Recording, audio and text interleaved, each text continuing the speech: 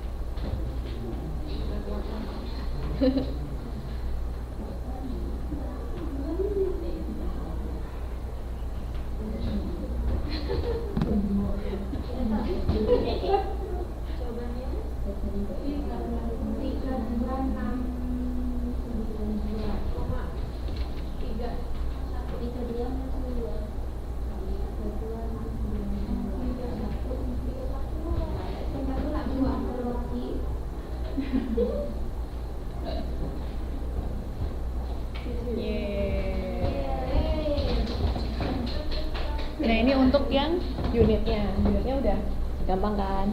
Nah sekarang kita setelah unit ada dua kan kalau BEP, ada harga, ada unit. Nah untuk harganya dilihat di tabel 7.4. Yang dari biaya, dari gaji salesman sampai ke alokasi biaya overhead itu masuk ke dalam BTT. Jadi ada poin-poin titik-titik 1, 2, 3, 4, 5 ini itu merupakan penjelasan dari BTT. Jadi biaya totalnya kan tadi 85 juta. Nah itu penjelasan aja. Harga ecerannya ada harga jual produsennya sama ya 2.600. Ini karena berada di beberapa level yang berbeda. Kemudian biaya variabelnya sama semua 2.000.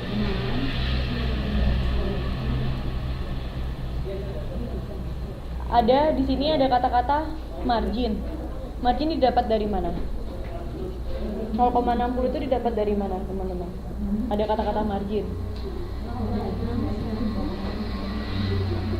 Kalau margin berarti yang diingat adalah kekurangan. Berarti yang dikurangin antara pendapatannya itu berarti harga jual dikurangi sama biaya yang dikeluarkan. Berarti 0,6 didapat dari harga jual produsen ini yang di kolom pertama. 2,60 dikurangin 2,00. Ini karena ribuan ya, berarti 2.600 dikurangi 2.000. Jadi marginnya 0,6. Ya, 600. Ke sampingnya juga sama. Begitu ada kata margin berarti pengurangan. Dari harga jual dikurangi dengan biaya variabel, biaya yang dikeluarkan. Itu jadi biaya variabelnya itu tertulis min 2 itu bukan berarti dia nilainya cuma langsung di karena pengoperasiannya itu berarti dikurangin gitu. Iya, dikurangin. Sebenarnya di sini biaya variabelnya 2.000 per unit. Jadi di sini untuk lebih memudahkan aja. Jadi tulis min gitu. Nah, di sini ada volume break even point dalam ribuan unit. Kalau yang ini 141,7. Jadi ini sama, rumusnya sama, cuman bedanya hanya di harganya. Kalau yang tadi ini kan yang di 141,7 ini kan. Apa saja mbak yang di atas ini? Oh, iya. Mana ya bungkusnya?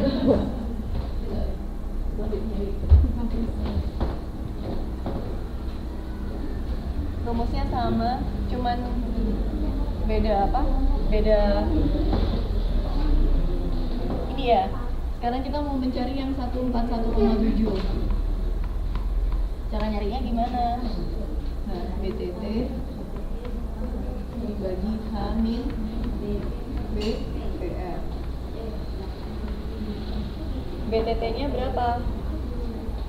85 juta, ya kan? Untuk nyari yang 141,7. Kalau misalkan 141,7 ini dapat dari mana? Ini kan rumusnya sama aja, cuman beda harganya. Nah, kemudian harganya berapa? Di 141,7 ini kan berlaku harga 2.600. Ada harga jual produsen. Ya, ada harga jual produsen. Nah, di sini berarti 2.600 dikurangin biaya variabelnya 2.000. Nah, dapatlah ini. Karena ini ribuan, jadi dia harusnya dikalikan 1.000. 104.700. Iya. Cuman dia dikasih koma karena untuk memudahkan aja. Berapa hasilnya?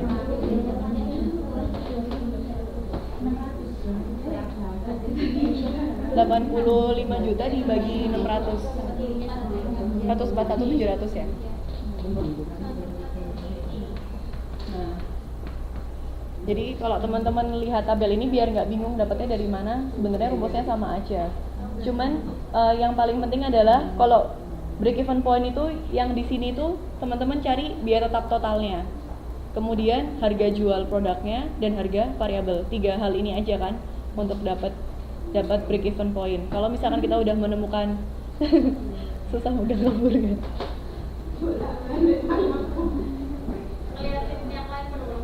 Oh, udah mau pulang. Jadi 3 hal ini aja. Tuh, 2, 3, 1, 2, 3. Ini untuk break even point.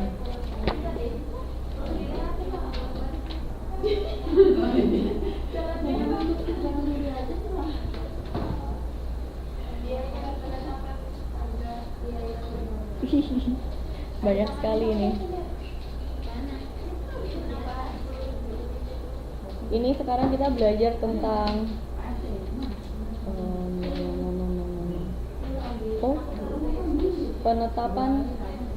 penetapan harga biaya variabel.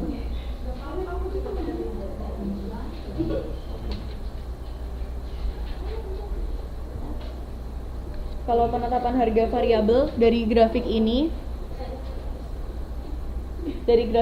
itu halaman 729. Jadi grafik ini didapatkan dari mana? Biaya variabel per unit adalah konstan, yaitu 2.000. Diketahui ya, biaya variabelnya konstan. Nah, 2.000 biaya variabelnya konstan. Kemudian 20.000 unit produk X dapat dihasilkan dengan biaya per unitnya sebesar 6.260. Berarti di sini kan 20.000 produk X ini adalah unit produknya dan ini adalah harga.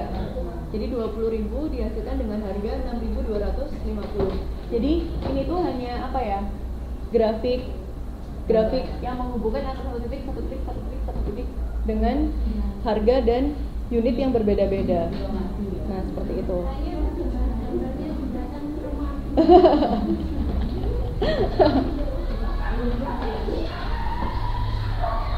Jadi dari kalau misalkan soalnya seperti ini, misalnya dari grafik ini informasi apa saja yang bisa teman-teman dapatkan dari grafik ini?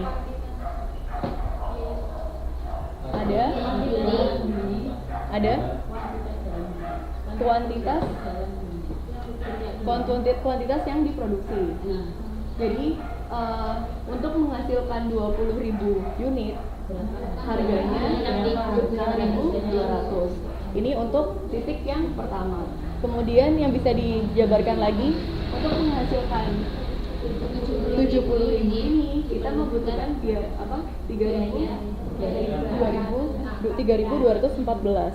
Kemudian di sini ada biaya variabelnya yaitu 2.000 per unit. Jadi grafik ini tuh hanya menggambarkan kondisi dari beberapa hal yang ini. Ini ada berita di sebelah di halaman 728, biaya variabel per unit adalah konstan sebesar 2.000. Jadi dia menggambarkan grafik ini. Untuk membuat 70.000 unit produk X, biayanya adalah 3.214 per unit.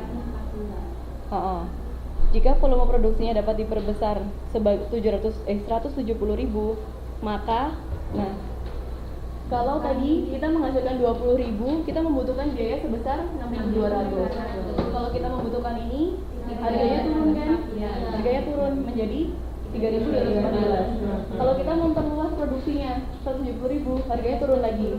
Semakin turun menjadi 2.000. Nah, jadi grafiknya ini hanya menjelaskan. Jadi kalau misalkan dikasih soal, tolong jelaskan grafik seperti ini, teman-teman bisa menjelaskan ya. Jadi yang diingat itu hanya ini adalah unitnya, ini adalah biaya yang dibutuhkan untuk menghasilkan unit itu tadi. Jadi kita lihat titik-titiknya, karena garis ini adalah menghubungkan dari titik-titiknya kan. Nah, ini titiknya apa? Oh, titik ini ternyata 20.000 unit kita butuh biaya 6.200. Kalau kenapa? Dengan break even point. Iya, jadi di break even point ini sebenarnya ada grafik ini. Cuman dia ditambahin lagi. Ini kan juga ada biaya total, ada biaya variabel. Sebenarnya grafik ini tuh sama aja. Cuman bedanya kalau di break even point tuh kita udah menambahkan kalau misalnya kita menjual barang di harga itu, kita akan impas. Tapi kalau contohnya break even point-nya kita dapat 53.125 unit. Kalau kita menjual unit sebesar 53.125 unit, berarti kita akan impas. Kalau kita hanya menjual kurang, berarti kita rugi. Kalau kita lebih, berarti kita untung. Jadi break even point itu kan iya, jadi supaya kita nggak untung nggak rugi, kita harus jual berapa kayak gitu.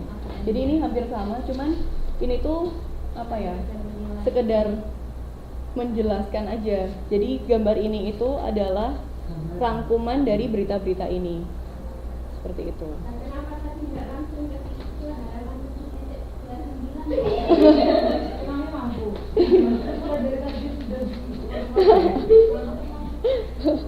ini iya, ujung-ujungnya di sini ya, ujung-ujungnya ya.